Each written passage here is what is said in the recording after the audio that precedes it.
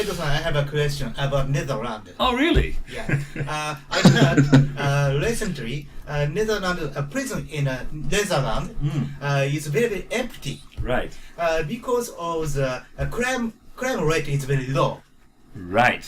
Why Netherlands have a low crime rate? I'm really glad you asked me this question. Well, I think this is probably a combination. Yeah. That's my first assessment. Probably a combination of equal income distribution and more lenient laws and maybe on top of that the penitentiary system. Where it's more focused on reintegration of bringing criminals back into society than it is, for example, in the United States, where the goal is basically to protect society against criminals. So they put them in jail and just let them there, and then and after their prison sentence is done, they put them back on the street, and usually they go back to committing crimes. In the Netherlands, we're trying to actually use that time to reintegrate people back into society so that they will not revert back into crime.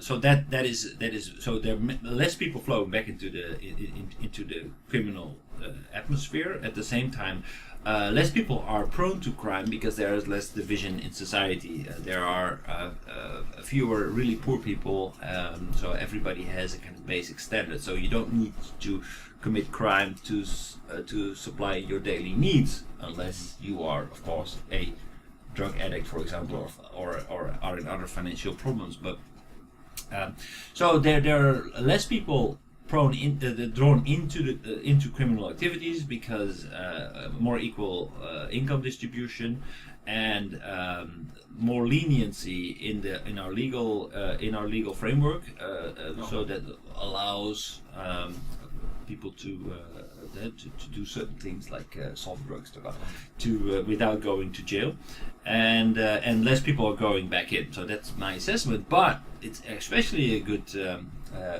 thing because I remember a couple of years ago this was published by the World Economic Forum, and they asked themselves the same question: Dutch prisons are so empty; they're being turned into homes for refugees.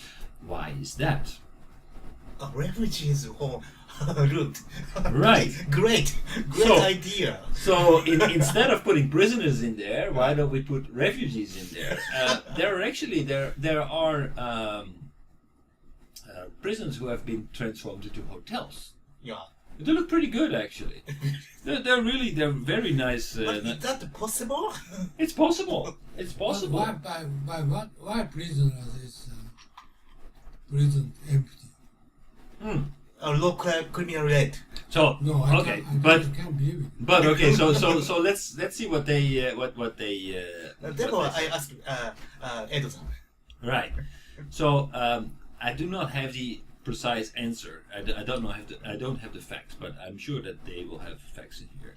So Dutch prisons are emptying fast. The numbers of prisoners in the Netherlands fell from 20,000 in 2006 to 10,000 in 2016. So in 10 years, it was reduced to 50% of what the numbers that it was. This is equal to about 59 prisoners per 100,000 population, according to the data from World Prison Brief. In comparison, the United States has the world's highest incarceration rate, 666 prisoners per 100,000. That's more than 10 times as many. The Netherlands' low incarceration rates are largely thanks to relaxed drug laws, a focus on rehabilitation, and an electronic ankle monitor system. So that's also rehabilitation, to put people back into...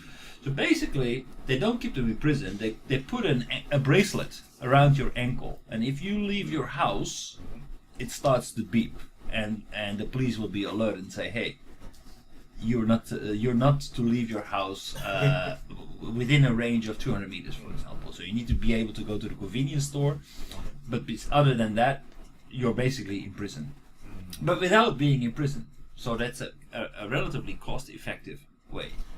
Cost-effective way. Oh. These measures have resulted in closure of multiple prisons across the country in recent years. including the Bijlmerbuis in Amsterdam, which were shut down in 2016. This was the most famous prison in the Netherlands. The site is scheduled to be demolished and converted into housing this year, but in the meantime it has been transformed into a creative hub called Lola Lick, which includes a space for startups, a language school, and a coffee shop. They're dealing drugs. Lola Lick is also neighbor to the Wenkebach Refugee Center, where up to 1,000 people are offered accommodation while seeking asylum. Guests So arriving... they have 10,000 prisoners, right? No, more than 10,000. They have... Yeah, 10,000. You're right. Still 10,000 people. 10,000 but people the in prison. 10,000 people are released. Yes. God. Guests arriving at the center... You are said 10,000 people, they're wearing bracelet and... No, they're not only wearing bracelet. They're also, because of the laws, etc. So less people are incarcerated. They call it, put in prison, and less people are put back into prison after they've been released. So the law has become more lenient, and less people are coming back. Plus, they use this system of these bracelets. There is, however, controversy about it, because some of these prisoners are not there for nothing. They actually have a criminal tendency, and they make the same mistake. So sometimes they just take off the bracelet and run. Sometimes they commit the same crimes that they committed before. There is a famous sex offender who actually killed somebody while he was on probation, so there is this constant discussion about, okay, what do we need to protect society, yes or no, and it will always remain a discussion. Alongside this project, the City of Amsterdam and various partners signed an agreement designed to help refugees secure employment opportunities, according to the report featured in Fast Company. This initiative reflects Amsterdam's policy of actively fostering and encouraging activities aimed at inclusion of refugees. Bijlmerbuis is just one of several prisons to undergo such a transformation. A report by NBC News highlights several empty prisons, including the Koepel in Haarlem near Amsterdam, which has been converted into a temporary space for asylum seekers. We had to think twice about using prisons with cell doors, Janet Helder, a board member with the Dutch government agency responsible for housing asylum seekers, told the Associated Press. Some people in the neighborhood asked, how can you put people from Syria who have been imprisoned in a cell here? So we decided that if people really have a problem with it, we will find somewhere else for them. Reimagined spaces are also becoming increasingly common elsewhere.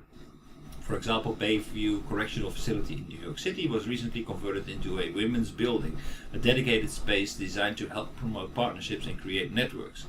According to a blog on the company's website, the women's building stands for what's possible when potentials of girls and women is nurtured rather than locked away.